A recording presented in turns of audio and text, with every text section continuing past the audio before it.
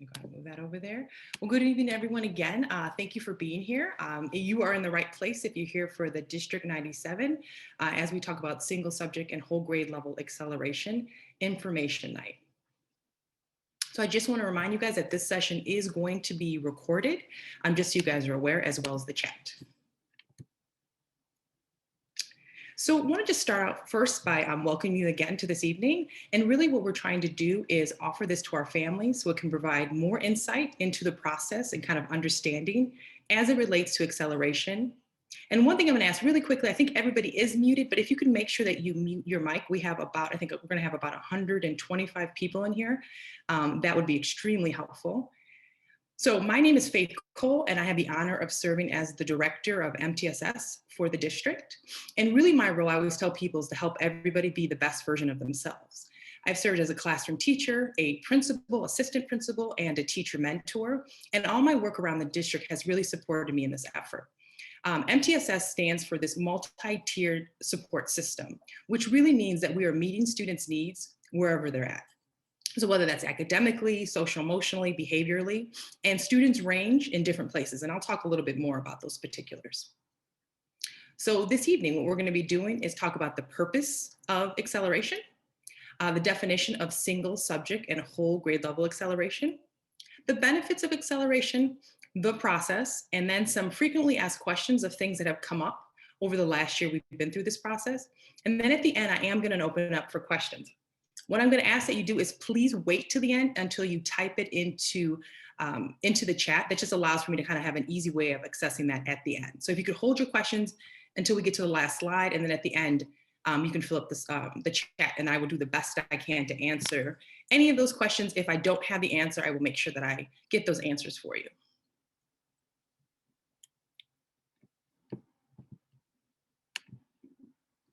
All right. So thinking about kind of why we're here tonight, in a few words, if you can think about what are your hopes for your children during their time in District 97. So if you could please type this in the chat if you're able to, and if you're willing, in a few words, describe the hopes that you have for your children or child within the district during their time with us. So if you could please add that into the chat.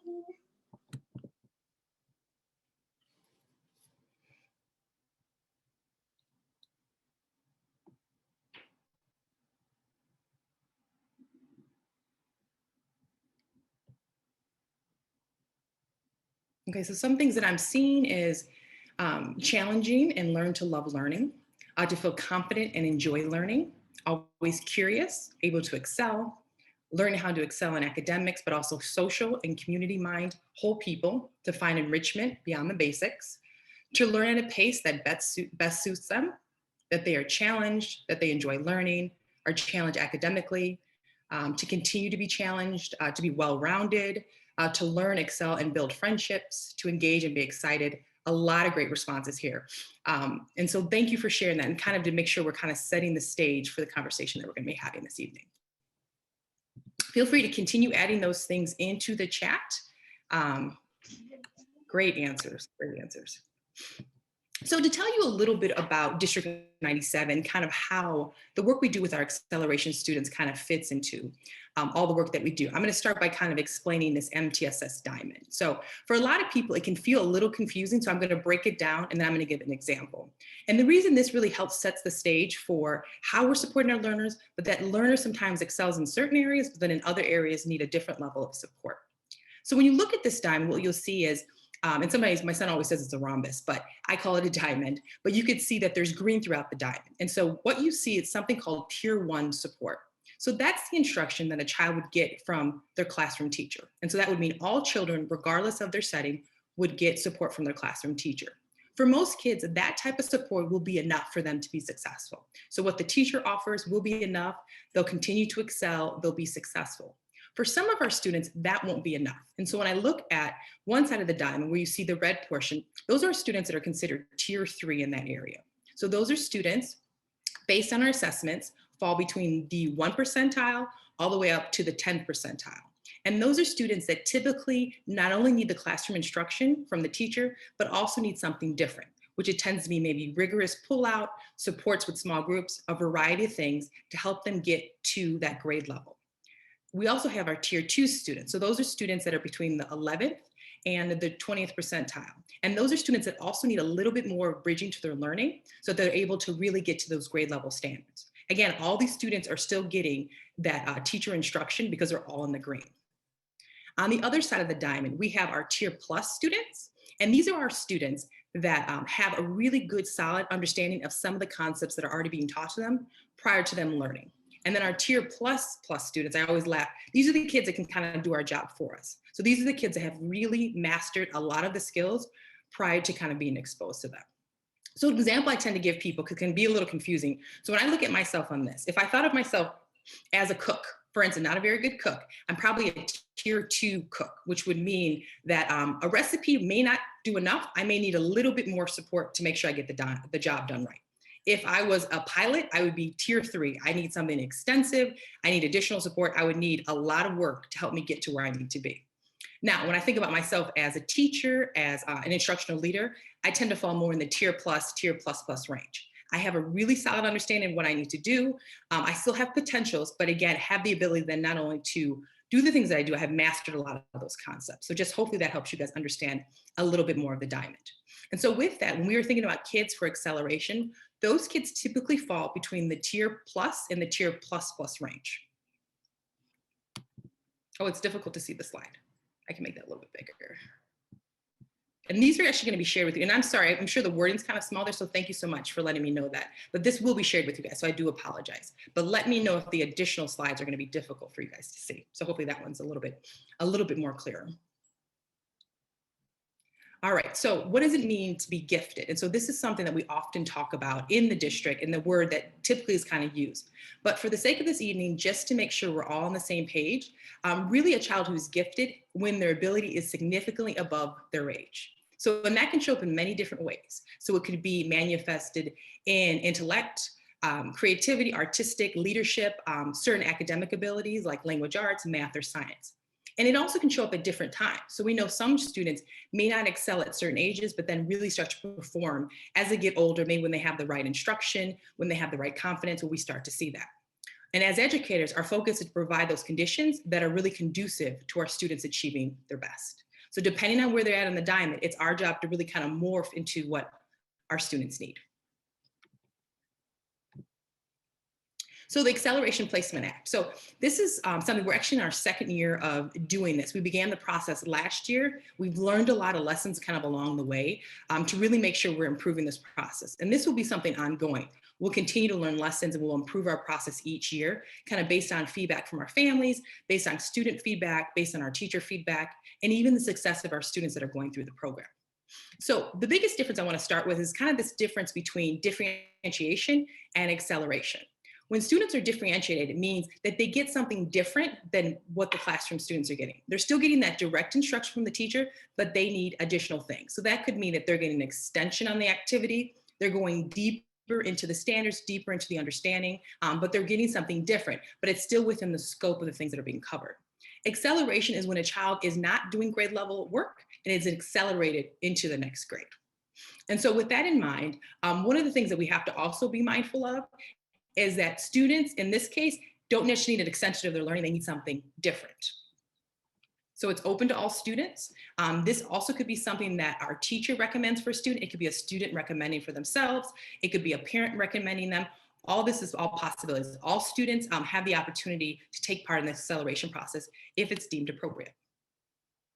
So some of the things that we do offer in the district, last week there was a session with Dr. Lofton as it relates to children entering into kindergarten, into first grade, early admissions. And then today we're talking about the acceleration into single subject or a child accelerating through the grades. So what's the purpose of acceleration? And really what our purpose is to identify those students that we serve that could really benefit from this academic acceleration. So we're looking for those students that not only have the capacity to really do well in this acceleration, but also students that have the motivation, have the reasoning, the academics, and really the cognitive ability, exceptional cognitive ability to be successful once they are accelerated. So the bigger question I get is, so what is single subject acceleration versus whole grade level acceleration? And so single subject acceleration, there are two potential areas that a child can be single subject accelerated. That could be math or that could be reading. And so in this case, when I give an example, if we have a third grade student that qualifies for single subject acceleration, let's say in the area of math, that student then would go to a fourth grade math class to receive their math instruction. So that third grader would go to a fourth grade math class. The same would be true for reading. If a third grader qualifies for reading acceleration for fourth grade, they would go to the fourth grade classroom for their direct instruction.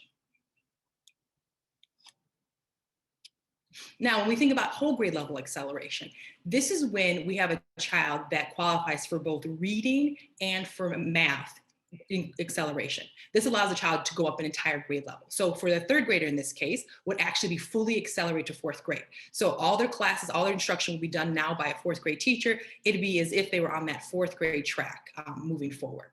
So again, this is if they qualify for reading and math. Our feelings are then they are very capable of being accelerated to the full grade level. If somebody determines, okay, they're accelerated for both subject areas, however, we don't want them fully accelerated, then we're in a situation where we'd have to pick one subject instead of both. So sometimes we do have students that qualify for both reading and math, but we'll talk a little bit about the particulars as it relates to students that are fully accelerated, some concerns parents have, and there's ways of kind of figuring out what's going to be the best balance for those students. And we always like to do grade level acceleration to be done at the beginning of the school year, as much as we also like to do that for single subject acceleration. So some of the considerations as we think about the acceleration process is we really want to think about all the school history that we have. So this is not just grades, this is experiences to really get a whole vision of our child, to make sure we fully kind of understand who they are. In addition, we do a lot of cognitive ability testing. This is given by the school psychologist at no cost to any family. And this also gives us some of that cognitive measuring. In addition, we also do assessments with aptitude that's really indicated to rate a student's potential to learn this new material. And so again, we're looking for a child that has the ability to do above grade level achievements, but just also do they have that potential? And so when they're given these assessments, they're actually given to the grade level that they would be accelerating to. So we can really kind of compare apples to apples. Now, in addition to that, it's really also for us to determine, have they mastered the concepts that they would, one, be skipping over, and the concepts they're currently doing. So going back to my initial example around the third grader, if we have a third grader who is beginning the school year and would like to, is getting accelerated to fourth grade, we want to make sure, did they have a solid understanding of those second grade standards? Do they have a solid understanding of those third grade standards? And then just to ensure they're going to be successful for fourth grade. That does not mean that they would not be considered, but we just want to make sure if there are any holes or areas of opportunity that we're able to share those with the classroom teacher and with the family to make sure that we're able to support those needs when a child gets accelerated. In addition, there's social emotional and a couple other assessments that we do as well. The teacher fills out some information as well as the parents. So some of the big changes we made, and this is going to be, I think, incredibly important, and I can talk to you a little bit about why that change happened. This is really intended to kind of be a collaborative process, and it's really to ensure that we have a team of folks that are kind of supporting our students and making sure that the decisions we're making is based on parent feedback, is based on, in some cases, student feedback, is based on all those individuals that are really kind of supporting this effort. And I mentioned it before, teachers as well as families and even students can recommend, or administrators can recommend early acceleration for their child.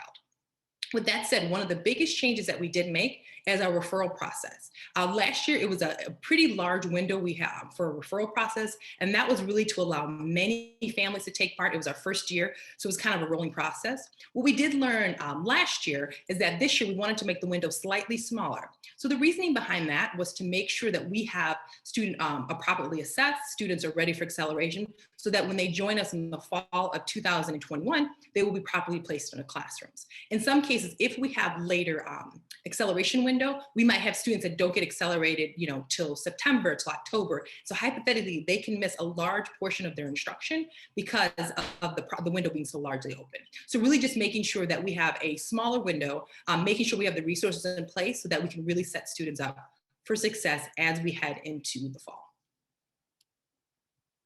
Okay, so what does this process kind of look like? So step one, and I would say this is probably going to be more important than anything that you do, is making sure that you're talking to your child's classroom teacher and anybody else who really supports your child. So if there's a classroom teacher, if your child has, the art teacher they're really close to, if your child has really some great relationships with some individuals at your child's school or even outside of the school, and start to have a conversation around acceleration.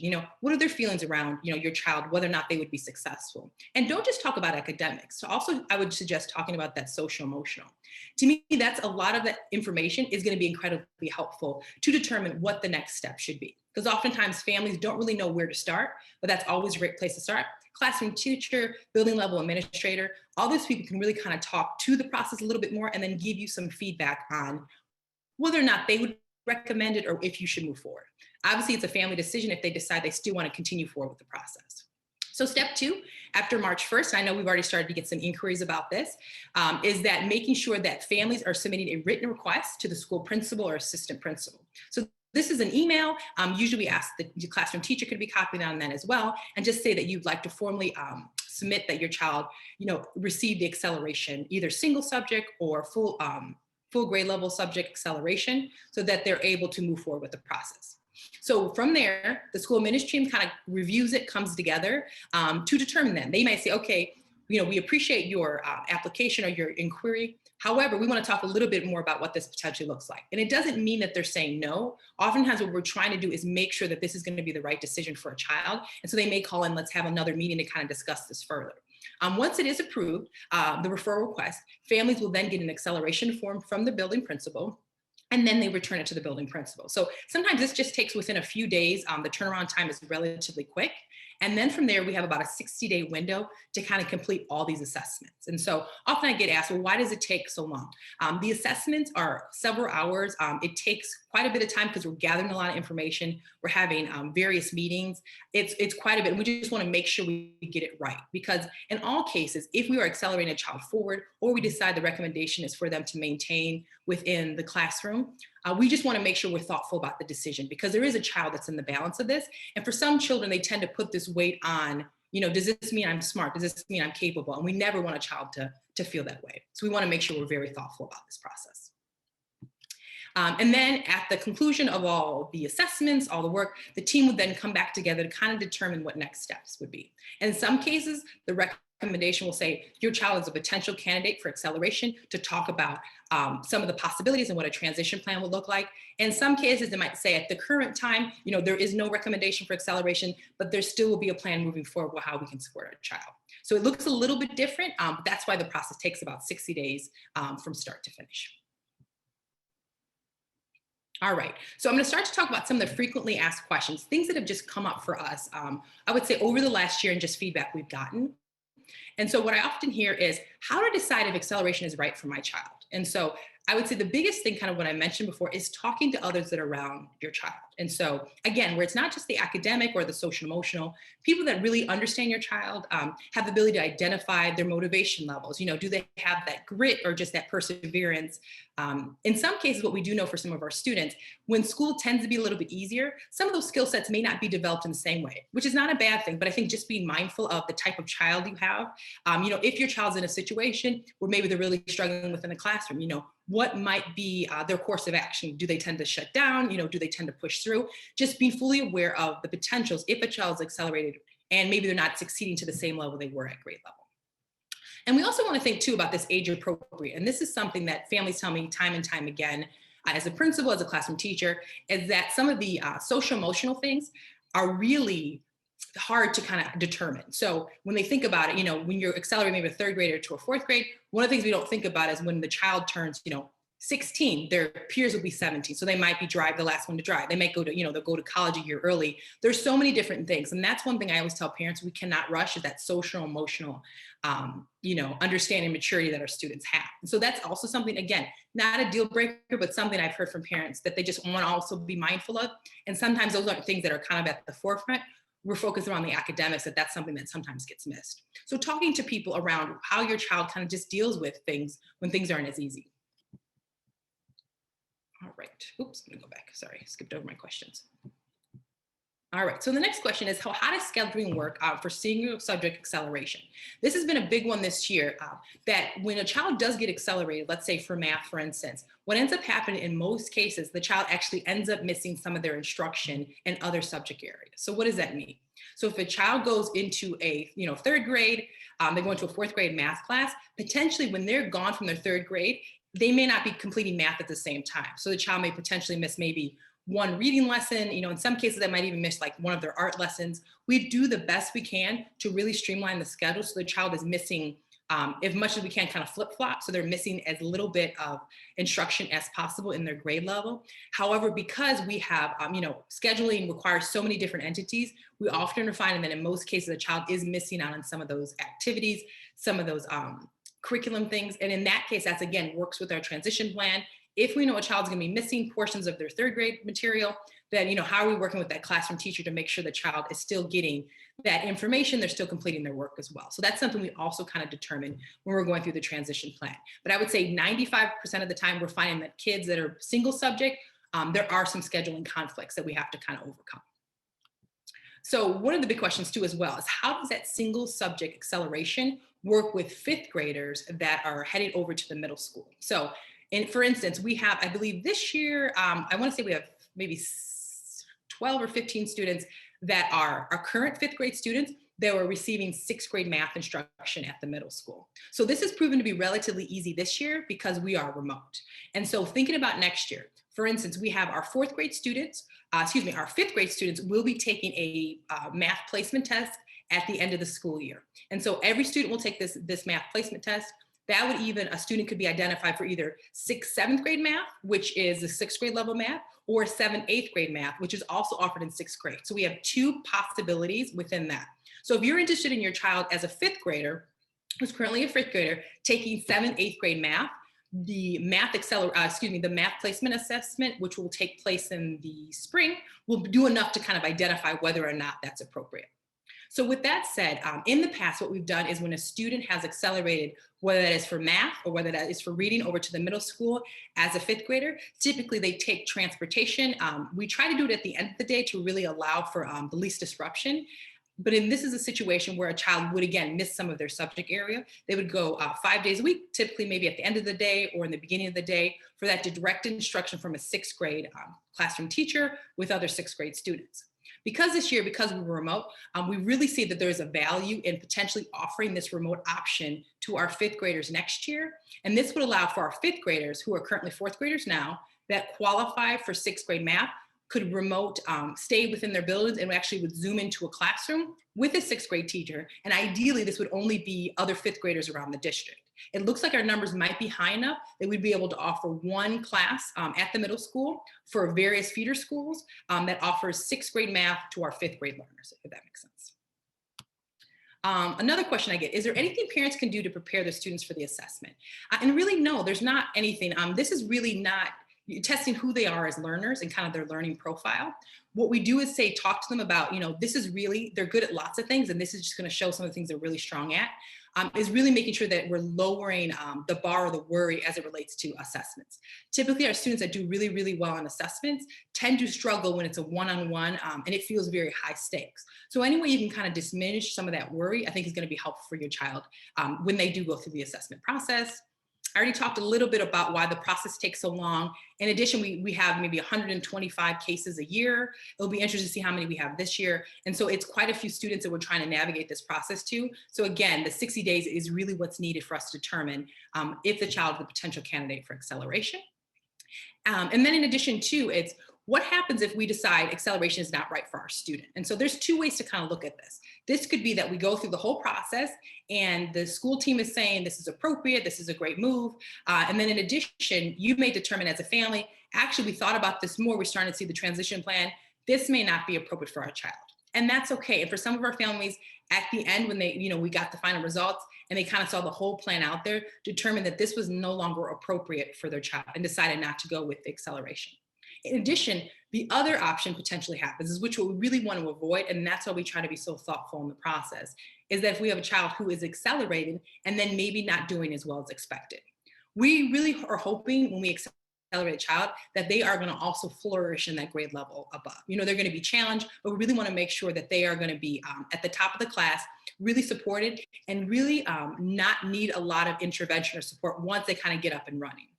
Again, the reason is for this is because if we have a child that is accelerating a full grade level, there's so many other social, emotional things that they're going to be working through that we want to make sure the academics are very, very solid. So with that said, if we're in a situation where a child has been accelerated and they're not presenting or they're not doing as well as we hope, we really try to work out a plan before having to, I want to say remove the child, but have the child go back to their original setting. Because again, there's a lot of feelings around this. And so we want to be extremely deliberate when we start that. But that is the case, and it does happen. And it's not necessarily a failure on anybody's part, but sometimes when a child kind of gets within the setting, it proves that maybe there are too many variables that are not really allowing them to flourish the way that we'd hoped in the other setting. So those are some of the main questions. All right, so what I'm going to do now, if you guys in the chat, if you have additional questions that you would like me to answer, I'm going to actually, and I do have my email address up there as well. Okay, so I'm gonna give it a second, and then I'm gonna take the screen down so I can look at the questions. Actually, no, I can look at them on my phone. Okay. All right, so do you feel all the teachers are up to speed on the new process, and our parents, can we reach out who have gone through the subject, have gotten subject and whole grade levels to speak with? And so I think that's actually a really good question. That would be a matter of me asking maybe some of the families that potentially have gone through the process. If there's anybody within the group that has gone through the process that would be interested in maybe families, if they have questions or want to reach out, if you wanted to throw your email in the chat, that would be helpful. But that would be a matter of me asking to see, because it is private information, if families are interested in kind of sharing out their information. And that's something I could also include in the email if I do have families with that as well. As far as teachers being up to speed on the process, yes. And so each school has an MTSS team within each school. And so that's the team that kind of comes together. And so we meet several times a month to talk about the process, what this looks like, and making sure that we are doing everything we can to support a child within the classroom. If we show that that's really not happening to the fullest effect, that's when we start to have conversations about other things as well. So again, teachers also can recommend, other people can also recommend. And so we want to make sure everybody fully understands this process, but things are evolving and things are changing. So we do anticipate some teachers, are still learning how this process works, particularly if they've never had a child that was accelerated. Are you able to accelerate in reading and math? But not the whole grade level. Actually, if you're choosing to go with reading and math, it would have to be a whole grade level acceleration. So it can't be, we're going to do reading and math, and then everything else is going to be with our grade level peers. It would be a full grade level acceleration if you're deciding on 2 subject areas. What would be the process for a new incoming first grader? So in a process, depending if it's full grade level or if it's going to be a student that is going to be single subject, it would be very similar. What we do have is, like I talked about, early admissions. In some cases, we do have kids that are actually accelerating out of kindergarten into first grade, but the process of first grade would be very similar. The assessments look a little bit different because we don't have the map and some of the other assessments, but the cognitive assessments, we do a couple other things to kind of gauge a student's cognitive ability. And then we're also pulling information from the classroom teachers that are working with the child as well. If we have a child that's new to our district, sometimes we have to tap back into maybe preschools or other kindergarten locations to also get a full understanding of the child. How does a whole grade level acceleration work for current 7th graders who accelerate to 9th grade? Great question.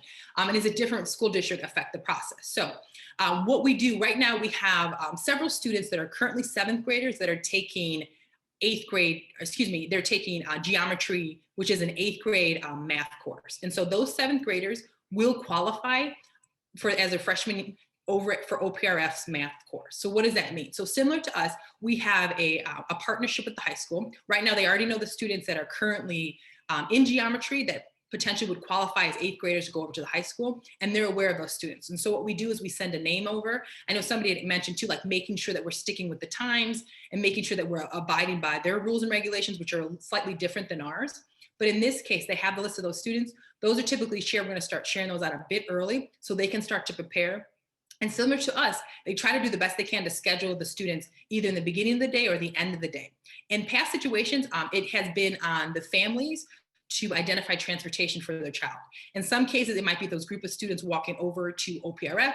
In some cases, it might be, parents kind of carpooling. That's typically transportation that we have not provided, in the past. And it's really the family's, ability to get that student to and from the high school in order to make that happen.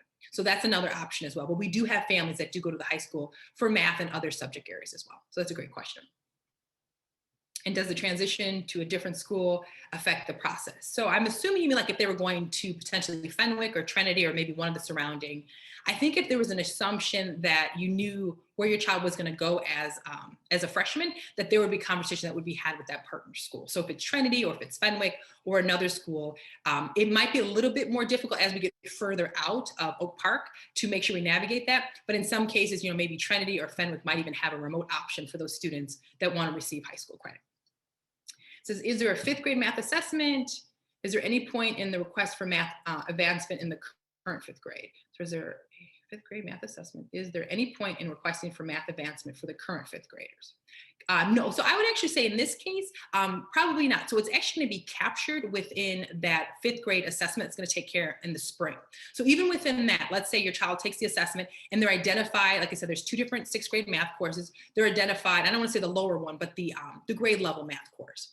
There is still some options in the summer to take classes and or to take an assessment if you want to bump up. So even if your child doesn't maybe do as well as expected, there's still opportunities for them to take that 7th, 8th grade. So in most cases, if your hope is just for middle school math, as a 5th grade, when they go to the middle school to see if they can have that higher option, then I would say in that case, it's just appropriate to wait for the math assessment. So that's a great question. What is the criteria for approval from the school administration team? So approval probably sounds kind of like a difficult word, like we can't get past the process and approval. Really what we want to make sure is that both teams are on the same page. And so we have had situations where parents feel very confident that the child should move forward with acceleration, and the school team has data that maybe doesn't support the child would really kind of flourish in that environment. Going back to the initial slide around those tier plus kids, plus, we're talking like the 95th percentile and up. And so in some cases, we do have families say, my child, is really bright and gifted in these areas, and very much so they can be. We just also notice that when we take the cognitive, some of the motivation factors, we may see a different side of the child. So that's kind of the approval process is kind of going back and forth. In some cases, we still have parents that say, nope, we still want to move forward with the process based on your feedback. So that's usually what it's a conversation just to see, do we have data that we can kind of support and get behind this?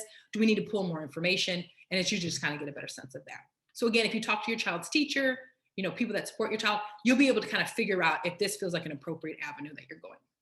You mentioned that 4th graders do not need the file for single subject acceleration because there's a test that will be administered in spring that will identify these kids. So it's actually the 5th graders, if they are going to the for our 5th graders are going, current 5th graders that are going to the middle school next year for math, that parents want them in, there's 2 options for 6th grade, 6th, 7th, or 7th, 8th. Parents that want them in that 7th, 8th option, which would be hypothetically a single subject grade level acceleration for math. So if that's the only hope you have, as far as math's related for your 5th grader, soon to be 6th grader, then that assessment test, which is done, I believe it's in May, will be enough for you to kind of get that. So you don't have to go through the whole acceleration process for that. Your child would take that assessment, like I said, and they would be placed according to that.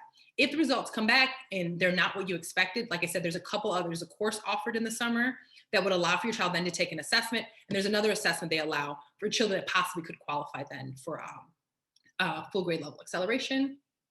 All right. What is the criteria for approval? How will the e-learning impact this process given the online with teachers may not be the same and the fact that there's segment of students? But currently partially homeschooled. Yes. And so I think this is actually, that's a great question, Jennifer. This is actually one, I think it does impact this process. I've been in classrooms quite a bit. My work, even though we're remote, is really to be in classrooms so I can support teachers around how they're instructing students. And so the relationship is different. However, I do feel like for the most part, staff are really getting to know the students pretty intimately, considering the circumstances. However, what I would highly encourage, if you have a child you are considering for acceleration, is have those conversations with those teachers. And so even though now we're in January, that once that process opens up in March. And so I may have a conversation with my child's teacher and say, hey, we are very interested in this process. Can you start to keep an eye on things, because the teacher is going to have to provide some feedback around what they're seeing. And so if you don't feel like that the relationship has really been nurtured at this point, which hopefully it has been, that you're really kind of getting proactive and talking to your child's teacher about really getting a sense of what they think as it relates to acceleration. But I do agree that because we've had our students that are being, remote learning, just even, how students are experiencing their day has been significantly different than in the past. But however, what we do know, some of those cognitive assessments that we take, as well as motivation, some of those other things, students tend to be consistently kind of score in those same realms, regardless of maybe the environment that they're experiencing at school, if that makes sense. But that's a great, great question. Is there a numerical limit to the number of students that can accelerate for a particular subject? So as of right now, there is not, we don't have like a limit, like, oh, we can only accelerate, 40 sixth graders, we can only accelerate, 30 kindergartners for math. There really hasn't been. What we do want to do is continue kind of tracking what we're seeing. So if we're seeing large numbers of acceleration, let's say for a grade level or in a subject area, then we want to start to think about what are we doing as a grade level that maybe we need to provide more rigor kind of within that space. And so again, that really kind of just lets us know what we should be doing as a district, but there's no cap on if a child qualifies, it's not going to say, okay, we only have so many seats and that's all they kind of get. What support currently exists with schools, with students that learn the subject matter necessary to cover the ground, needed to skip up to the grade. So right now, I would say a lot of that support for a family that is asking, like say we have, again, a third grader going to fourth grade, they're skipping over the entire school year or those third grade standards. And so right now what we do is there's a couple different assessments we can provide and offer that really allows us to identify where those gaps and holes are. That information is always then shared with the classroom teacher. The child will be, that the teacher who will be receiving the child. But then also too, we really hope that the families can support that effort. And if you know your child is going to be accelerated, again, that's why our hope is to close the window so that we actually know, okay, this child is moving on to this grade level. And so I know over the summertime, if my child is skipping over third grade standards, how can I kind of prepare them and for this experience? And so again, we really do also rely on the parents as well as the students to really work on making sure we're filling those holes outside of the regular school day. But our staff also supports those efforts. How would a student new to the district enroll and manage the process in spring in order to get ready for the fall? So that's another thing too. If we have a child that newly enrolls in fall, 2021, that would kind of be a case-by-case basis because we do want to be mindful. Some families are going to be new to the district, they're going to be moving in. And so we definitely want to be mindful of that, but kind of going back to really how it can really benefit the child. The worry is that if a child is starting a couple months later, then, their peers are really kind of missing out on that relationship building. They're missing out on quite a few things too. So there is a worry that if we start after a certain point, that we're really not going to be able to support those students to the level that we'd like to do. So ideally, like I said, we'll look at it a case-by-case basis, but in most cases, if we have a newly enrolled student, we will make sure that we're supporting their needs. How does acceleration look like in the middle school? I would say it looks very similar to what we see at the elementary school. I would say it's probably a little bit more seamless because at the middle school, because math is offered throughout the day, language arts is offered throughout the day, there's a variety of things. And so a child could hypothetically go from a sixth grade math class to a seventh grade reading class all within their schedule. And so it's really relatively seamless. Anytime a child is accelerated, they should be getting a grade from that classroom teacher as well. And so it's really intended, this is their teacher and this is the person that's supporting them. Wonderful. And then I'll also see that Kristen Martin shared her email address as well for those that are interested. Thank you so much for doing that. But did you speak specifically to what assessments are given? So yes, that's a great question too, Ms. Bell. So what assessments that we use the Iowa assessment. We've used MAP in the past. We're still kind of looking at, because we're remote, there's a variety of other assessments that we've used. And so it kind of changes this year because we were remote. There's some cognitive assessments that are given by our certified psychologist. And then there's some assessments that are happening regularly within the classroom that are done, benchmark assessments that we also use, again, to kind of really build the case around the child as a whole child. What happens when the child needs more than a single grade level acceleration, or they're finding a single grade level acceleration unchallenged? For example, I have a third grade who accelerated fourth grade math, but still unchallenged. At home, we're working through a pre-algebra book. Wow, that's great. Which he's really excited about. Is there a process to allow for him to much higher math curriculum? So we do have situations where we do have kids that hypothetically could go, 2-3 grade levels up from where they're currently at in support. Usually what the kind of the defining factor is that social emotional. So if we have a child who is a fourth grader and hypothetically they would be in a seventh grade class receiving that instruction, just knowing kind of what developmentally is appropriate is usually kind of the hang up that we have. So with that said, if we have a situation where a child is accelerated, but it's still, maybe not really flourishing to the full level, that would be something to have a conversation with the building level principal. Even our enrichment specialists, also known as our GTD teachers, should be also part of that conversation with the classroom teacher to make sure we can find ways of kind of supporting them. In some cases, though, we do have families that go through acceleration process more than once if they're interested in their child kind of going through a full grade level acceleration after they've done a single subject, after they determine that maybe their child needs something a little bit more. But again, that's kind of a case-by-case basis. But I would say if your child is really flourishing and maybe there's some opportunity there, is to talk to the classroom teacher, potentially the principal, and then the enrichment specialist, also known as the GTD teacher.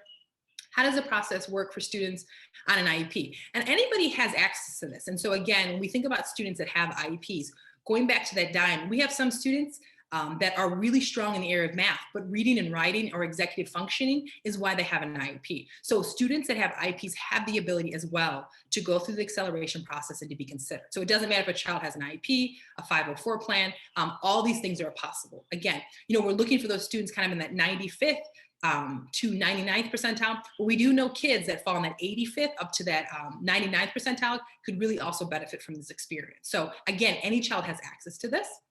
Can you further explain our tier plus students who may not accelerate but are advanced enough to need more challenge instruction? How does a teacher in the classroom support them? So kind of going back to the whole point as it relates to, and actually I'll go back to the diamond just so you guys can see that again. And thank you guys. I know this is so much information as well. And so thinking about those students that are in the blue, those are our tier plus students. So kind of when I explained before, those are students that have a really strong understanding and foundation for the work that we're doing. But at the same time, because they have that strong understanding, even before the teacher exposes them, they need something to really extend their thinking. They need something to really support their thinking, different than what their students are getting. So within the class, this could look very different. This could mean that they're doing literature that's higher than peers. It could mean that they're being asked different types of questions. It could be that they're asking to maybe complete a project. It really depends on the classroom teacher and the needs of that student. But the differentiation, again, might be, okay, I want the student to actually lead a group and support these students in explaining their thinking. Because again, a child in the tier plus or tier plus plus range, in most cases really can explain their thinking, as they get to the upper grades. And so that's something we really do tap into with our students, is making sure, again, if they've mastered these concepts, can they explain these to other people? Can they take it one step further and really apply it in other settings as well? If your child if your child is already a single subject acceleration this year, do we have to submit another request? No, once your child has been accelerated, that will continue on unless there's some kind of change to the transition plan. So no, once your child is accelerated, you don't have to worry about resubmitting that form. Some families will say, like last year, they went through the acceleration process. They were recommended for acceleration, and then based on the pandemic, remote learning, some families actually opted out to not do that this year. The information and the assessments are good for 2 years. So let's say for those families that took part in the process last year into this year, if you decided it was not appropriate, you are still able then to revisit that idea at the end of this year in hopes of doing that for next year. I would say if that is your plan, though, make sure that you are reaching out to the classroom teacher as well as the principal so they can all start to kind of figure out what a transitional plan would look like for your child as they head into the next grade level. And again, thinking about those potential standards that could be missing, we just want to make sure we're as proactive as possible. What would incoming students reach out to begin the process? Who would the incoming students reach out to begin the process? I would say classroom teacher is always going to be the best place to start. So whether that's the student, whether that's the parent, even another teacher, start with the classroom teacher that the child is working with directly to start that process and that conversation. Then if it's like, no, this feels good, we want to move forward with the process, then the email will come out to the families to the principal to say, we're ready to start the process as well. How can I determine that my child needs acceleration? Again, I think this is one of those things, if you start to have conversations with the classroom teacher, and sometimes families will say, well, my child is really bored or they're not interested in school, could potentially be that they need to be accelerated. And in some cases, absolutely. In some cases, this is exactly why the child is presenting like that. In other cases, it could be a variety of reasons. And I think it can be very difficult in this remote setting. We are noticing that students' engagement levels in some cases has decreased. So it's hard to say, are you unmotivated because you're in front of a computer? Are you unmotivated because, and so I think really kind of getting to the crux of that. But if the child is consistently scoring, like I said, in that tier plus plus or that tier plus range with their assessments, then that may be a child you might want to consider to even start thinking about the process of acceleration. When we looked at the single, we were told the logistics that it would not be possible for our student would miss core grade level instruction. Have any changes been made to logistics as feasible option? The scheduling barriers described to be ongoing and not related to e-learning. Yes, and that's actually such a great question. I kind of talked about that a little bit. We really do the best we can, and we are hoping that with our schedules, because we have students, again, that are going to different grade levels, we don't want them to miss core instruction. However, because the window was open so long, and it was hard for us to really kind of schedule based on the students that we had, because we didn't know who was going to qualify. Because we made the windows shorter and it's cutting off a little bit early, it allows for us really to make sure that we have solidified those recommendations prior to the start of the year. We will absolutely do the best we can to kind of support those learners and helping them to make sure they're limited on how much instruction, if at all, they're going to be missing. But logistically, and I kind of alluded to this already, there are so many moving parts. We have students that are getting pulled that have IEP supports. We have other staff members kind of coming into the space. And so sometimes it seems so easy that we can just flip the math with another classroom. And there are so many things that are impacted. We have students that are being homeschooled that come in for certain activities. So there's a lot that kind of goes into that. So we do the best we can. But like I said, in most cases, student schedule is impacted by that. For class, I was told by OPRF they do not communicate with D97 for class selection. When they take stars is the only data point they have criteria recommend course. So that's actually a great question. I actually talked to OPRF yesterday. So we actually do talk to OPRF as it relates to what we're doing at the elementary district, the middle school, and because of the new position I have now, this is my second year. OPRF also has a very similar person, which we just had a 2-hour meeting yesterday to kind of talk about what this looks like, how we can support our students. We are limited as how much data we can share with our data sharing agreement. But I think our feeling is we have these students for 9 years. And so we really want to make sure we're handing them off to OPRF so they're able to support them, and nurture them the same way we have been as well. So we're able to share within our data agreement, but there are ongoing conversations about how we, how students are performing in our district, and a variety of other things. However, with this year, because the MAP assessment has been limited, and right now we have not completed that, that would typically be a data point that we would share with them, that this year we have not been able to as of yet.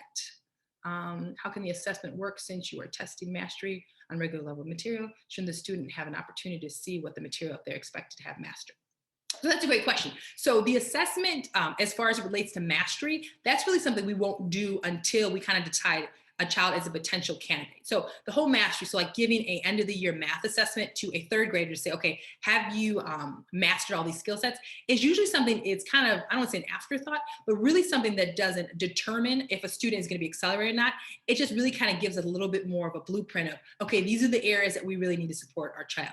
In some cases, we might use that first. Like when we have a case where a parent's like, I really have no idea. I'm not sure. We're seeing some things that show they could be accelerated, but not 100% sure. Sometimes then we do give that end of the year assessment just to say, okay, are they scoring, in the 80th percentile? They're scoring in the 85th percentile. Because in most cases, these students have been exposed to some of these concepts. And other times when a child hasn't been exposed, but they are very bright, that's where differentiation really feels appropriate.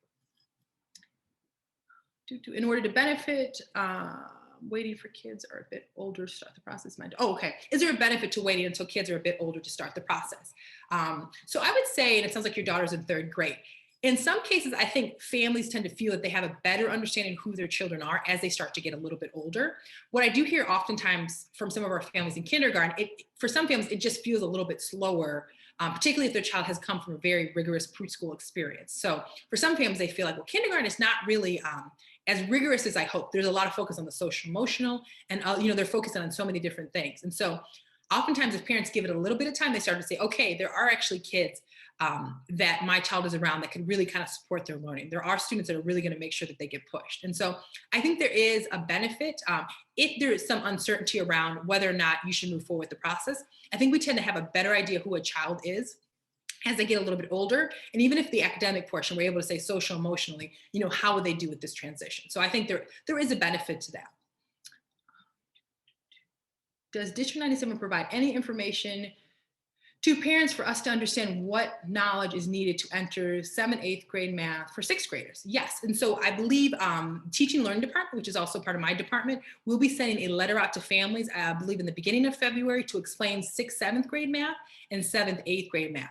And as far as it relates to the standards of math, it's pretty consistent kind of across Oak Park, it's pretty consistent across Illinois, what sixth grade standards will be covered based on the Common Core standards. So that is something you can actually look into. However, there will be something coming out that will kind of explain a little bit more. It doesn't really go into depth and say, okay, in sixth grade, you're going to cover decimals, you're going to cover this, but you are able to find that information on the website, and you're also able to find that information if you're curious on what kind of concepts will be covered in those classes.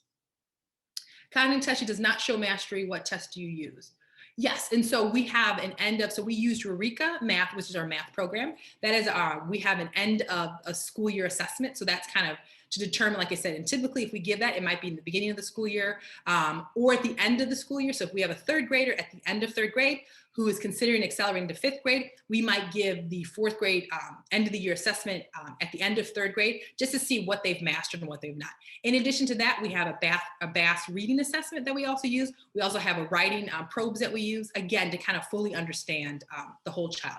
But those masteries, again, that's not the only thing that lets us know if a child should be accelerated. It just shows us kind of the blueprint for determining if a child needs additional support if they are accelerated.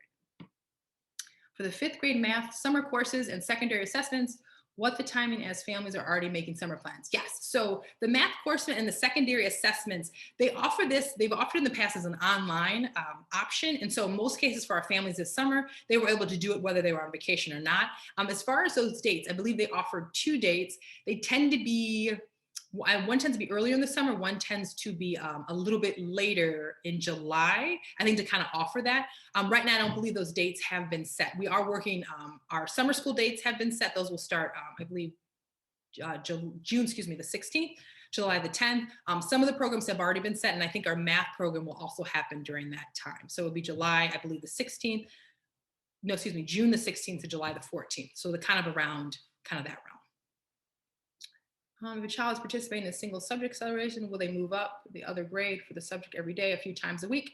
Yeah, so in most cases, we want a child, if they're a single grade level acceleration, they really should be going to that classroom every single day. Now, with that said, if there's a transition plan that is created and it's determined, okay, in this case, the child's gonna miss a gym period, we decided that they're actually gonna be attending for 4 days a week, and then that 5th day a week, maybe they're checking with the teacher at lunchtime. There are some exceptions, if we have to kind of look at the child, again, their entire schedule. But in most cases, we really want the child to attend every single day. In advance, if you advance a grade 8th to 9th, are those subjects typically taught in 8th grade just skipped? Examples, science, humanities, and etc. So if you advanced in grades 8th to 9th, are those subjects typically taught in 8th grade just skipped? So I think what this person is asking is that if you are advanced grade from 8th to 9th, so let's say you're in 8th grade and you're advanced, full grade level advanced to 9th grade, so you'd be over at one of the high schools, are those grades typically skipped, like science, humanities, etc. So once as an 8th grader, if you go over to the high school as a student, then you become part of their program, and then there's various credits and things that you would have to do. So hypothetically, yes, those things would be skipped over, but now you're part of their program, so there are requirements for science or requirements for history, all those things you would kind of begin as well. Child moves out of state, will acceleration be recognized there? So in most cases, yes, the acceleration is recognized in most states when you leave Illinois. However, it's not in all cases. So we've had some situations where a child has come to us from another state, and depending on various things, it may or may not be enough information just to accelerate them forward. We may do some additional assessment. So I would definitely say if you're moving out of state and your child has accelerated, have those conversations beforehand in case you need to gather any more information to share as far as it relates to acceleration. Wouldn't differentiation be better than the whole grade level or whole subject acceleration? It doesn't make sense to skip or self-teach whole topics. It may be that they need to go faster or deeper than others. Agreed. And so I think this is really one of those things, trying to determine, is differentiation enough for my child? Or does my child need to be around other peers in an environment where they can be pushed in a different type of way? And again, this is different for every child. So in some cases, you're absolutely right. It's not appropriate. Staying within the classroom and getting pushed in that space is going to really meet their needs. And other cases, it's deemed more appropriate for them to be grade level accelerated because they're going to be getting different content. They're going to be around other peers that may be on a similar cognitive level. For students who would be new to District 97 in the fall with no D97 school teacher or principal, who would be the best first person to contact to start the process? I would say in this case, I would say, so Faith Call, I would go back to my email. I would probably be the first person you could reach out to about the process. If you know where your child is going to be potentially where you're going to be registering, where your child could be, then we can also connect you to the principal of the school. Again, if you're able to kind of identify this is the direction you want to move into, it's always helpful for us to talk to the teachers that the child had before, even possibly the principal. So, and this can be super difficult in the summertime. So if you have a sense that this is the direction you want to move in, is making sure we're kind of connecting everybody together so we can get some of that information, which could be harder to come by in the summer, particularly as teachers go on break. All right. Child moves out of state. Okay, it says, how is the program equitable when it's families that have to support the subject matter gap themselves after school or over the summer instead of the school district? This seems to put support of the children out of reach for many families. I'm very disappointed to hear this. So yes, this is one of the things that often comes up is of this equity, you know, and for those families, let's say, that don't have the capacity to work with their child after school, that families that maybe don't have the capacity to kind of work on some of these skill sets. We really don't want this to be a barrier for any of our students, you know, and some of our families can get tutors, some of our families, you know, have the resources to do those things. And we don't want any family not to take part because they don't have that ability. So within that, we do work with families. So if there's a family situation, we see a child that absolutely could benefit from this, has the potential, but maybe some of the resources aren't available to them, we do work to make sure that we are helping the child to the best of our ability, even if that means providing additional resources. So we never want that to be a barrier for our students. But with that said, I think that's another thing. I think this process can discourage some of our families because they might feel like, well, I don't have those resources, or they might not even know this process exists. So really what we do is trying to communicate this out to as many people as possible, because we really want these classes to really reflect the diversity in Oak Park. So we want to make sure that we have diversity as social economic, we have ethnic diversity, we also have gender diversity. And so these are things that we're constantly looking at. That's why it's so important for our teachers to also work in identifying students, for our families to reach out, even for students to identify, and our administration as well. But we do work with families to try to do the best we can to provide those resources if that is a barrier. Can students process for more than one subject instead of the whole grade? Progress for more than one subject instead of the whole grade. So once they go more than one subject, it is considered a full grade level acceleration. So they can't do math and reading. They can't, some cases we might do reading and writing, but in most cases, once they do 2 subjects, then we're talking about a whole grade level acceleration. Wonderful, you're very welcome. What do you recommend for a child that is not ready for acceleration based on social emotional learning, but is a very fast learner to better challenge within their normal grade level? So we do get that too, where families really have a child who has the academic capacity, but just social emotionally are, you know, maybe are just appropriate to where they should be, or maybe slightly below that. And so what I say in those cases, if there is a potential for you to maybe in the long run, or this is the direction you want to go to, and start talking to your child's classroom teacher, as well as the enrichment specialist, as well as the principal, because maybe that's not a reality right now. However, if they know that's kind of the path and direction, are there supports and things that we can provide to kind of build that social emotional capacity? For some of our students, it's not something we can rush. So when students are ready, but sometimes we can provide opportunities to really kind of support that emotional learning, as well as that social learning, that social growth, so that when the opportunity does arise itself, or when it feels more appropriate, then that work has been in place. Someone asked, is there a benefit to waiting? You guys are doing so great. I just have a few more questions. Someone asked, is there a benefit to waiting until kids are a bit older to start the process? My daughter is in 3rd grade currently. Yes, and so again, it depends on the family, but I do, like I said, with the families I've known that I've spoken to, that let's say they've accelerated maybe in kindergarten or 1st grade, a little bit early, there has been a few families that wished and worried a little bit that as their child got older, so sometimes in 4th or 5th grade, that when their child's personality starts to take a little bit more shape, that wasn't as apparent when they were younger. So some of them wish they would have waited, because they felt like maybe their decision would have been slightly different if they would have kind of seen their child and kind of how they would develop. Again, it's different for every family and kind of what's appropriate. So I think you really have to feel comfortable about this idea. It's a family decision. It's a conversation to be had. But again, this process is not going anywhere. So if it's next year's not the year for you, but you want to, you know, your child and you guys want to try again the following year, it's ongoing. So don't feel rushed that you have to do this, or it's never going to happen. I would definitely feel you want to feel really confident about moving forward with this prior to making this decision. It says you have you've mentioned differentiation within expected class grade, but I have not seen any differentiation, particularly this year in math instruction. Even when going to school in person, reading differentiation for advanced students was minimal. How will advanced students be challenged if you or we decide acceleration is not appropriate. So I think this really comes back to the plan. And so if you are in situations where you don't feel like your child is really getting that differentiation support, I always tell families, as I have a son who's over at Julian Middle School, is making sure that you're on the same page as your classroom teacher. And so this really, for me, usually starts with an email at the beginning of the year. We're so excited, our son has you. This is what our hopes are for him this school year. This is what you can expect from us from home, but this is what we're hoping he can also accomplish at school. So the reason behind this is really to make sure that we are really kind of setting expectations on both ends. I share this is what we're going to do, but I also share this is my hope for him. And so they know right out of the gates, not 2 or 3 months into the school year, this is really what we're hoping to accomplish. Now, with that said, obviously we're through a good portion of the school year.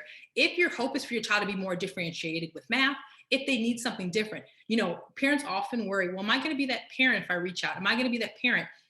Again, this is your child. This is your most important everything. So if you feel like the child's need is not getting met, this is something to have a conversation with the teacher about.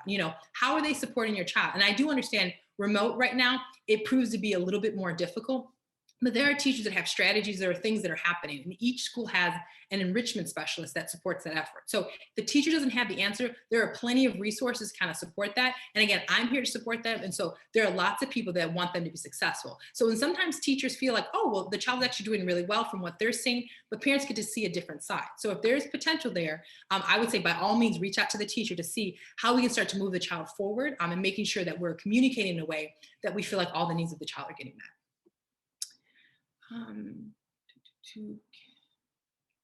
Can you see it being a challenge for families to be responsible for transporting acceleration to 8th grade at the high school? Yes, I would say that's probably the biggest thing right now that we're having is when we have, again, this is the equity piece that for some families, they have the capacity, they're at home, they can take the child to work. We have students that live close enough, they can walk together, but that is, I think for some families is a barrier. When I spoke to OPRF, at this point, there wasn't talks about a remote class that could be offered, but I think similar to us, because of remote learning, we have been able to really think differently about how we're teaching our students. And so I do wonder if that's even going to be something in the future as it relates to, so then our students don't have to physically go to OPRF. Instead, they could resume into a classroom with other freshmen or have a classroom that's devoted solely to them. Does your child have to go to summer school to accelerate to the next grade level in math, so 8, 9 math? And so no, they do not. So there is a bump up course, so it depends on the current level your child is in, that there's a bump up course they could take, so that's the math course I'm assuming, or there's an assessment that they could take. If you're interested in your child bumping up to math, I would suggest at the middle school talking to the current math teacher just to make sure you have all the information and that you are ready to, whether it's an assessment, whether it's a class that you have to take, to make sure you have all the information as it relates to your child being bumped up. Are there any limitations or special consideration for students in Spanish immersion program? So as it relates to, and I think this depends, it depends if they are going to, with Spanish immersion, there's 1 per grade level. It depends if their looks as it relates to math. It depends if you're talking about a full grade level acceleration. The process is relatively the same. There has been some conversations around, do we provide these assessments in both English and Spanish? Are the assessments just provided in Spanish to determine if it's appropriate for full grade level acceleration? Is it determined in Spanish, whether it's a single grade level acceleration? So those conversations are still being had. I believe at the current time, we have not had a student in the program that has attempted acceleration. However, I do feel like at the current time, we probably be offering their assessments in both English and Spanish to really determine their level of proficiency in both languages. That's a great question. Will teaching at the elementary be going to accelerate classes when in-person instruction begins? Great question. So yes. So if the child has been accelerated, like I said, a 3rd grader is now going to a 4th grade class. This is something, I know schedules are being finalized, is something I would absolutely say, make sure you reach out to your classroom teacher ASAP. They should be walking up to their classroom. Now, because of just the sheer nature of, trying to really limit how many students we have in the space, that could still mean that the child actually is zooming in to the classroom if the classroom is already capacity. It could mean that they're getting instruction at a different point. So making sure that you're talking to the classroom teacher that your child currently has, as well as the classroom teacher your child's accelerated to make sure you have a plan for when your child will receive their instruction. I think ideally it would be great to have the child go into the classroom, but we do know in some places the classrooms are at their capacity. How we can support children in elementary going to accelerating classrooms. Okay, thank you so much. We're wondering how we can. Wonderful. Perfect. With the changes in the program currently. Are there any resources available to create more of a challenging kindergarten math? Can a student possibly switch first grade math halfway through the year and create more challenges? Yes, so that's always the big thing we talk, and I'm a former kindergarten teacher as well. So full disclosure is one of the things we do get from our families is that if a child comes from a really robust preschool program, that it does feel like for some families when they come in, that the kindergarten math really doesn't pick up until they get into first grade, sometimes even in second grade. So are there conversations as it relates to kind of robust, changing the math curriculum? We're not in any conversations changing the kindergarten math curriculum, but kind of going back to my initial point that most of our kindergarten teachers do have the capacity to support our learners and making sure we're meeting them where they're at. So if you feel like your child really is, quickly going through the math, is there some differentiation that they can offer to your child in the math, in as far as math goes? As far as changing in a child going up in the middle of the school year, because we have this window now, we're really hoping to only accelerate a child in the beginning of the school year or a child that's enrolled at some point in the school year. I feel former gifted program measure needs a more challenging fast learners. I hope there's someone. So the last comment that I'm seeing, I appreciate that these are standardized across the district. How I feel the former GTD program met the needs for more challenging fast learners while staying on grade level. I hope there's still ongoing discussion on how to fill that gap. Yes, and this is ongoing. And so again, if you're at this presentation next year, I'm assuming I'll have even more changes that are made there. So, but we need the feedback. We're trying to make things better, and we really appreciate everybody being so thoughtful for their decision. So I will stay on for a little bit if anybody has any questions, and then I will actually stop the video. This presentation will go out to everybody within the community if they're interested in learning more about the GTD process.